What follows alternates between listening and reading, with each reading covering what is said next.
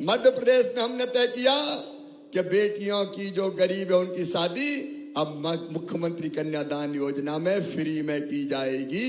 बेटियों की शादी को बोझ हमने नहीं रहने दिया। मन में यही बात थी कि कैसे बेटियों के साथ अन्याय समाप्त हो।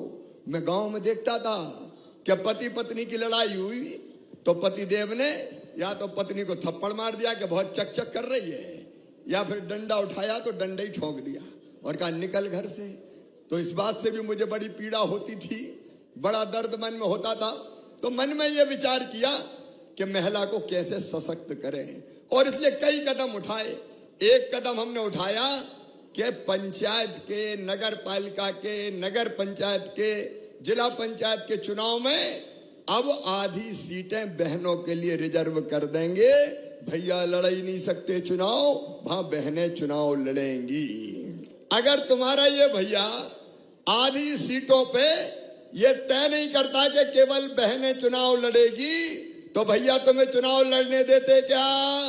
नहीं लड़ने देते। कहते घर बैठ, रोटी बना, 50 आदमी आ रहे हैं आज खाना खाने, तो बेलती रहो रोटी। वहां से निकाल के मैंने कहा आधी सीटों पे बहनें लड़ेंगी। तो देखो बबीता परमार आज अध्यक्ष बन के सुजालपुर की बैठ गई। कई बहनें चुनाव जीत जीत के आ गई। एक काम मैंने और किया, जितनी संपत्ति खरीदी जाती थी, खेत, मकान, दुकान, कौन के नाम से खरीदी जाएगी? साहब के नाम से।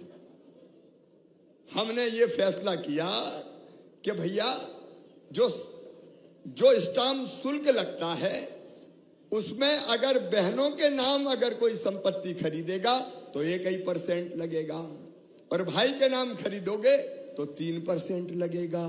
तो कई भाइयों ने सोचा यार मेरे नाम नहीं, मेरी औरत के नाम करवा दूं क्योंकि पैसा बचेंगे। तो पता चला मेरी बहनों के नाम जमीन होने लगे, प्लाट आने लगे, मकान होने लगे।